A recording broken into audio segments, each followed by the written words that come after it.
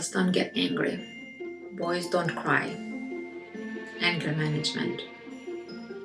All the cultural and social stances to contain emotions, to level it up. When it comes to anger, that is especially true, and for good reasons. Anger hurts others, and extreme anger can hurt in extreme ways. Anger especially hurts children, even the slightest whiff. And conflicts are often ridden with high-intensity emotions of anger. But according to Marshall Rosenberg, author of Nonviolent Communication and an astounding individual that mobilized a movement of like-minded at a global level, anger is precious. Why? In this episode, I will explore this idea and offer a rather radical approach to anger. So why is anger valuable? Because it indicates that our needs are not met. It's a secondary emotion in the sense that it covers up for a deeper feeling, often of hurt or fear and hurt. For example, for a man, being angry is more acceptable than admitting being scared or hurt. In the internal family systems approach, anger is regarded as a protective part that rises when it feels the system is under threat. Most fascinating is that if you treat it with appreciation, it will ease up and relax. What you'll often discover is that anger comes up as if there is no one else there to help, so it feels the need to jump in and intervene. Marshall Rosenberg uses two hand puppets. One is a jackal, and it represents all the angry judgmental responses. Another, though, is a giraffe. The giraffe has the biggest heart of all animals, hence the analogy, and it acts and speaks from this big heart, in touch with feelings and needs. When the jackal takes over, it is hard to see the world otherwise. When you put on your giraffe ears, suddenly there is a different perspective on things. But how do you get the jackal out of the way?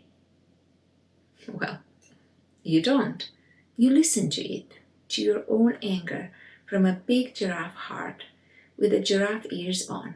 In IFS terms, we'd say you get into the observer seat and observe your own anger with curiosity and openness.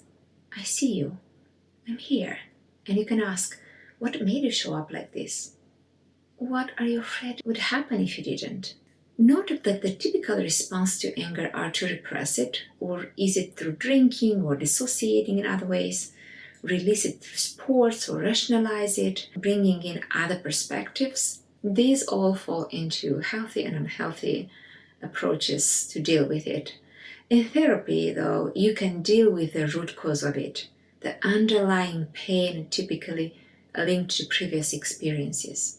Rosenberg breaks any encounter where anger is present in three separate stages. First is the stimulus. What triggered the feeling? What did the other person do or say that generated anger in me?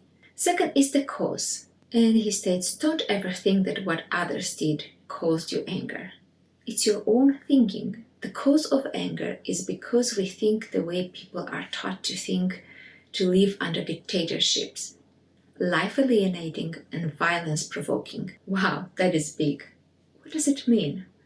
It means disconnected from our true needs and believing everyone is there to get us. Implicit in the wrongness of the other's actions is that the person deserves to suffer for it. Essentially, because we feel wronged, we respond with anger and target the other as the cause of it. But it's this way of thinking that causes it, and we actually have a choice to respond differently. I'm reminded of Jesus and his way of responding when others wronged him.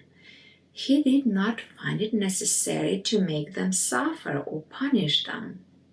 Think about that, as if understanding that they are already suffering. Forgive them, Father, for they know not what they do.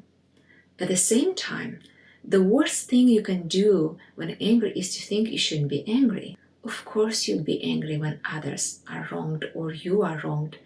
However, use the anger to get to, and that's the third stage, the root. At the root there is always an unmet need. What need of mine isn't being met? And that's when you put your giraffe ears on. But what does that actually mean? It means, in the words of Rosenberg, you don't live in the world of criticism and judgment. And by this, you take away their power to dehumanize you. How I understand it is that with giraffe ears, you're able to hear beyond the criticism and judgment the pain of an unfulfilled need. And you're able to relate to that from the giraffe's big heart. So their anger is not about you, but their need. And your anger is not about them, but your need. If you can fulfill your need, then your anger is gone. Because I can't control how others respond, but I can respond from a giraffe heart rather than a jackal head. What would that look like? A giraffe's heart response evolves around two questions. What is alive in you, or what emotion, feeling has overtaken you at the moment? And second, what would make life more wonderful? For example, a husband might say, "You're buying too much stuff and then we throw it away." That's a pretty jackal way of speaking. Notice the tone, the blaming. The wife can launch a counter jackal response. "You're always criticizing me. I buy whatever I want." Notice the counter blaming, globalizing, always, and the resistance. With the giraffe's ears on, she could see the feelings behind his angry remark and respond from a heart of understanding and compassion. You're worried because you think our money is wasted, aren't you? And you feel hurt. I'm not taking your advice. Can you sense the difference? And sometimes just a look can convey an answer without any words. Another distinction between these two is that jackals try to fix people.